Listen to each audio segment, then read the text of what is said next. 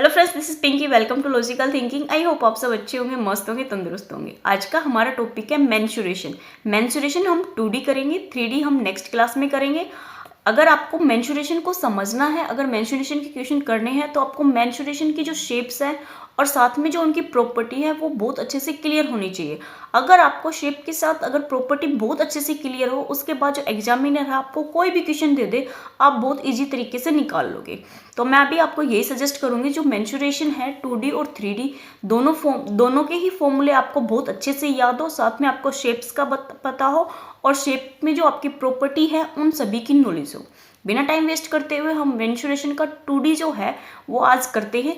उसमें आज हम क्या करेंगे, सिर्फ जो शेप्स है वो करेंगे और साथ में हम उनकी प्रॉपर्टी करेंगे। अच्छे से समझना, इसी से हमारे सारे क्वेश्चन बनेंगे। अगर आपको ये क्लियर है तो आपको सारे ही क्वेश्चन क्लियर है, आपको प्रैक्टिस करने की भी जरूरत नहीं है। अगर आपको इनकी जो शेप्स है और जो इनकी प्रॉपर्टी है वो अच्छे से क्लियर है तो ओके।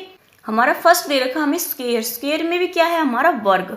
वर्ग देखो क्या होता है, वर्ग जो होता है हमारा पहले क्या होता है, चार भुजाओं से घिरी हुई कोई भी आकृति हमारी चतुर्भुज कहलाती है। तो चार भुजाएं हैं, चार भुजाओं में उनकी कंडीशन है, उसके अकॉर्डिंग हमने इनको अलग अलग जो स्क्वायर है, रेक्टेंगल है, रोम्बस है, इनमें डिवाइड कर रखा है।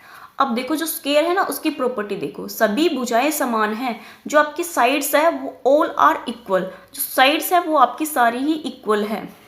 ओके, नेक्स्ट है हमारा शीर्ष पर समकोण है। जो आपके वर्टेक्स है उस पर कितने डिग्री का कोण है, 90 डिग्री का है। समकोण को क्या कहते हैं हम, 90 डिग्री का कोण है। विकर्ण बराबर और एक दूसरे को समद्विभाजित करते हैं। जो हमारी डायगोनल है ना, इसको हमने नाम दे दिया A B C और D। जो डायगोनल कौन से हमारे, A और C हमारा एक डायगोनल है और B और D हमारा दूसरा डायगोनल है। तो ये दोनों ही डायगोनल क्या है, बराबर है और एक दूसरे को समद्विभाजित करते हैं। इसका मतलब ये है कि ये वाला जो डायगोनल है ये इक्वल है इसके और ये इक्वल है इसके। विकर्ण लंब विभाजित और एक दूसरे को 90 डिग्री पे काटते हैं। जो आपके डायगोनल है वो काटेंगे तो 90 डिग्री का कोण बनेगा। यहाँ पे भी शीर्ष पे भी आपका 90 डिग्री का कोण होगा और जो डायगोनल है वो एक दूसरे को जहाँ काटेंगे वहां पे भी आपका 90 डिग्री का कोण होगा। क्षेत्रफल क्या होता है, अगर हमें स्क्वायर का क्षेत्रफल दे रखा हो तो जो एरिया होगा वो होगा भुजा का स्क्वायर। भुजा का मान लो हमने ए मान ली, तो इसका जो क्षेत्रफल होगा, जो एरिया होगा वो क्या हो गया, ए स्क्वायर। और जो परिमाप, परिमाप मतलब चारों ही भुजाओं जो बाउंड्री है ना इसकी बाहर की, ये होता है हमारा परिमाप, ये वाला ओनली। ठीक है, इसको कहते हैं 4A। 4A का मतलब है जो पेरीमीटर है वो हमारा 4A है। विकर्ण, अगर हमें विकर्ण निकालना हो तो हमारा कैसे निकलेगा, √2A। अगर हमें A की वैल्यू दे रखी है तो हम डायरेक्ट पुट करके विकर्ण निकाल सकते हैं। ये हमारी प्रॉपर्टी है स्क्वायर की। नेक्स्ट देखो हमें क्या दे रखा है, नेक्स्ट हमारा आता है रेक्टेंगल, आयत। आयत क्या है, आमने सामने की भुजाएं बराबर और समांतर होगी। आमने सामने की मतलब ये भुजा इसके बराबर होगी और ये साइड हमारी इसके साइड इसके इक्वल होगी। जो साइड्स है वो एक दूसरे के इक्वल होगी आमने सामने की। इसके सामने ये है तो ये साइड इक्वल होगी, इसके सामने ये है तो ये साइड इक्वल होगी। शीर्ष पर समकोण होगा, जो वर्टेक्स है उस पर कितने डिग्री का कोण होगा, 90 डिग्री का होगा। समकोण का मतलब होता है हमारा कोण है वो 90 डिग्री का है। विकर्ण बराबर और एक दूसरे को समद्विभाजित करते हैं। अब डायगोनल लेंगे तो हम इसके नाम दे देते A B C और D। डायगोनल अगर हम लेंगे तो A और C हमारा किसके इक्वल होगा, BD के। विकर्ण क्या है, बराबर है और एक दूसरे को समद्विभाजित करते हैं। मतलब ये जो डायगोनल है यहाँ पे कट हुआ तो ये इसके और इसके इक्वल होगा, ये इसके इक्वल होगा। ओके, अब जो क्षेत्रफल है, जो एरिया है वो देखो आयत का क्या होगा, लंबाई इंटू चौड़ाई। लंबाई को हम L लिख देते हैं और चौड़ाई को हम क्या लिख सकते हैं, ब्रेथ B। ओके, परिमाप, परिमाप क्या होगा, 2 इंटू लेंथ प्लस ब्रेथ हमारा इसका क्या होगा, पेरीमीटर। ये हमारी प्रॉपर्टी है। अगर आपको ये प्रॉपर्टी क्लियर है, उसके बाद आपको कोई भी क्वेश्चन दे दे आप बहुत इजी तरीके से निकाल लोगे। साथ में जो क्षेत्रफल होते हैं, जो आपके एरिया होते हैं और पेरीमीटर होते हैं, वो आपको फॉर्मूले याद होने चाहिए। जो मैंने लिखवा रखा ना, ये सारी चीज़ें आप याद रख लेना, उसके अलावा आपको कुछ याद करने की जरूरत नहीं है। नेक्स्ट देखो हमारा क्या आता है, नेक्स्ट आता है हमारा पैरेललोग्राम, जिसको हम समांतर चतुर्भुज कहते हैं। सम्मुख भुजाएं बराबर होती है, इसका नाम ले देते हैं A B C और D। ये जो शेप है ना ये थोड़ी तिरछी होती है, तो आपको जो मैं शेप करा रही हूँ ना उस टाइप से आपको समांतर चतुर्भुज बनानी है। अगर आप किसी और तरीके से बनाओगे ना, जो कंडीशन है वो अप्लाई करने में आपको प्रॉब्लम आ जाती है। तो आप कोशिश करना जो मैं जिस शेप से मैंने बना रखी है, जो शेप है उन्हीं को वैसे ही बना लेना। अब जो सम्मुख भुजाएं बराबर होती है, सम्मुख मतलब आमने सामने की भुजाएं बराबर है, ये भुजा इसके बराबर है और ये भुजा हमारी इसके बराबर है। सम्मुख कोण भी बराबर होता है, तो ये जो कोण है ये इसके इक्वल है और ये कोण है जो हमारा ये इसके इक्वल है। ओके, नेक्स्ट देखो हमें क्या कंडीशन दे रखी है। विकर्ण एक दूसरे को समद्विभाजित करते हैं। अब जो डायगोनल है ये एक दूसरे को समद्विभाजित करते हैं, इसका मतलब ये डायगोनल इसके इक्वल है, ये यहाँ पे इक्वल है, ये दोनों इसके इक्वल है। ओके, नेक्स्ट देखो हमारी कंडीशन क्या है। शीर्ष कोण समकोण नहीं होते, जो आपका शीर्ष है जो वर्टेक्स है वो 90 डिग्री का नहीं होता, ये चीज आपको ध्यान रखनी, ये नहीं होता, ये ठीक है। विकर्ण दो बराबर भागों में बांटते हैं, जो विकर्ण होते हैं वो एक दूसरे को दो बराबर भागों में बांटते हैं। अगर हम यहाँ पे ओ ले ले पॉइंट, तो ए ओ इक्वल है ओ सी के और ओ डी इक्वल है ओ बी के। ओके, नेक्स्ट देखो जो हमारा एरिया है वो क्या होगा, आधार इंटू ऊंचाई। एरिया क्या होगा, बेस इंटू हाइट हमारा इसका एरिया होगा। जो आपका पेरीमीटर है वो 2 इंटू ए प्लस बी, अगर ये हमारी साइड ए है और ये बी है तो हमारा क्या होगा 2 इंटू ए प्लस बी।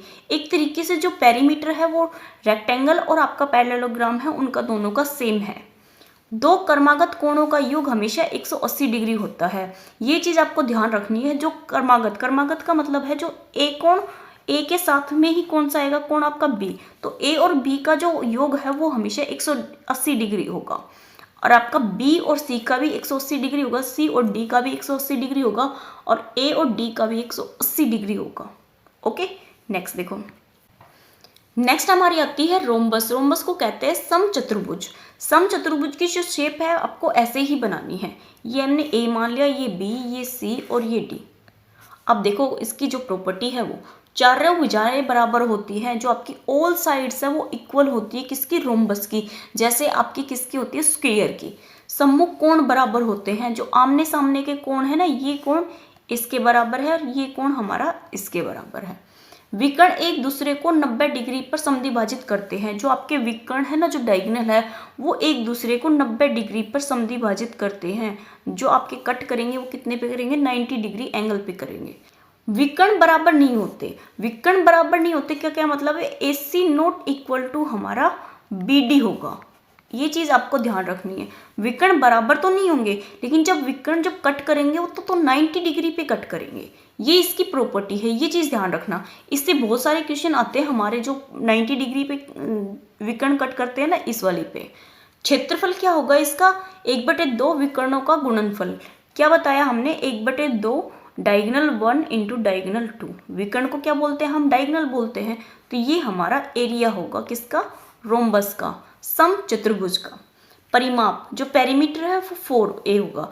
एक आपका फॉर्मूला और आता है, अगर आपको साइड दे रखी है तो हम क्या लिख सकते हैं, a square is equal to 1/2 under root d1 आएगा यहाँ 1 और यहाँ 2, d1 का मतलब है डायगोनल 1 का स्क्वायर प्लस d2 डायगोनल का स्क्वायर, जो डायगोनल सेकंड है उसका स्क्वायर। क्या करना है आपको, इनमें से तीनों में से ना आपको कोई एक चीज दे देगा, नहीं सॉरी 2 चीज दे देगा और एक पूछ लेगा, तो डायरेक्ट आप इस मेथड से भी निकाल सकते हो सकता है आपको 2 डायगोनल दे दे और आपको एक भुजा पूछ ले तो आप इससे निकाल सकते हो।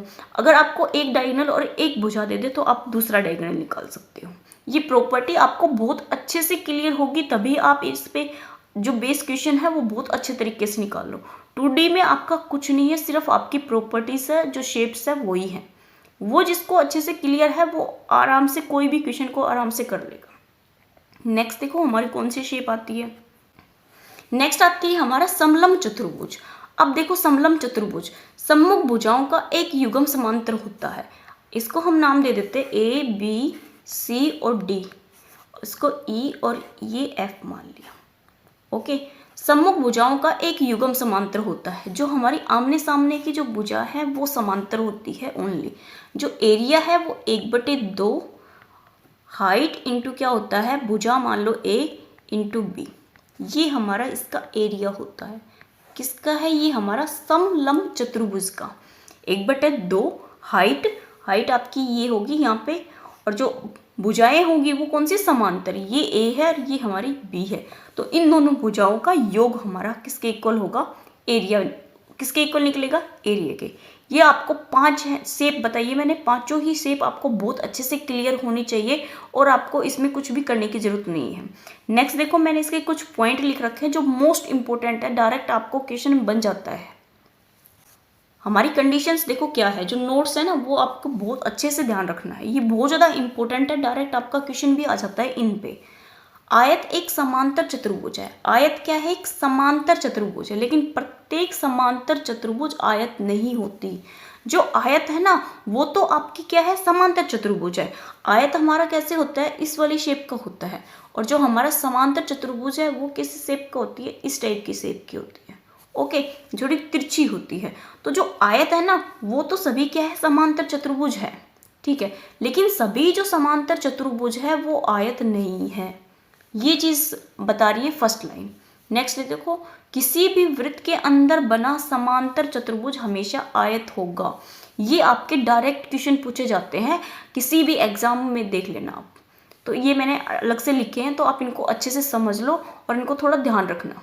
क्या बोला है, किसी भी वृत्त के अंदर अगर कोई आपका समांतर चतुर्भुज बन रहा है तो वो हमेशा क्या होगा, आपका आयत होगा।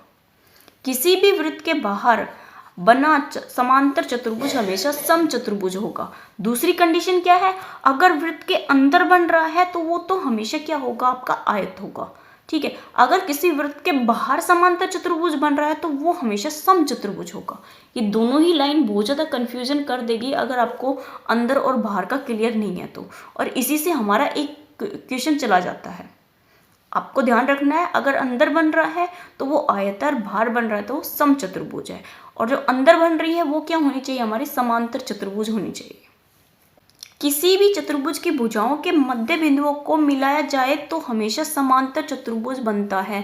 अगर आपकी कोई भी स्क्वायर है, क्या बोल दिया इसने, कोई भी समांतर हमारी चतुर्भुज है, ठीक है, तो उसके मध्य बिंदुओं को अगर मिलाया जाए, मध्य बिंदु का मतलब है जो मिड पॉइंट है, अगर उनको मिलाया जाए तो वो हमेशा क्या बनेगा, हमारा समांतर चतुर्भुज बनेगा, हमारा पैरेललोग्राम बनेगा। नेक्स्ट हमारी जो लाइन है वो भी बहुत ज़्यादा इंपॉर्टेंट है और हमेशा पूछी जाती है। यदि परिमाप समान है तो वर्ग का क्षेत्रफल ज़्यादा होगा। किससे कंपैरिजन कर रहा है, ये रेक्टेंगल से कर रहा है और स्क्वायर का बता रहा है। अगर रेक्टेंगल और जो स्क्वायर है उसका पेरीमीटर समान है तो हमारा जो क्षेत्रफल है, जो एरिया है, वो किसका ज़्यादा होगा, स्क्वायर का ज़्यादा होगा। नेक्स्ट लाइन कह रही है, यदि हमारा क्षेत्रफल समान है, क्या दे दिया, अगर हमारा एरिया समान है तो आयत का जो पेरीमीटर है वो ज़्यादा होगा। दोनों ही बहुत ज़्यादा इंपॉर्टेंट और बहुत पूछी जाती है। फिर से बताती हूँ, अगर हमारा पेरीमीटर समान है ना, रेक्टेंगल और स्क्वायर का दोनों का पेरीमीटर समान है तो जो एरिया है वो हमेशा वर्ग का ज़्यादा होगा। अगर हमारा एरिया ज़्यादा है, एरिया अगर हमारा समान है तो जो पेरीमीटर है वो आयत का होगा ज़्यादा। ओके, जितनी भी मैंने आपको शेप और जो प्रॉपर्टी कराई है वो आपको बहुत अच्छे से क्लियर होनी चाहिए अगर आपको मेंसुरेशन करनी है तो। ओके, मेंसुरेशन में हमारी जो शेप है वो इतनी है। आई होप आपको ये वीडियो पसंद आए तो प्लीज़ लाइक कीजिए, सब्सक्राइब कीजिए और मेरे साथ जुड़िए। अगर आपको किसी भी शेप में कुछ प्रॉब्लम है या मैंने कुछ गलत बोल दिया तो आप मुझे कमेंट कर सकते हो। Okay, thank you.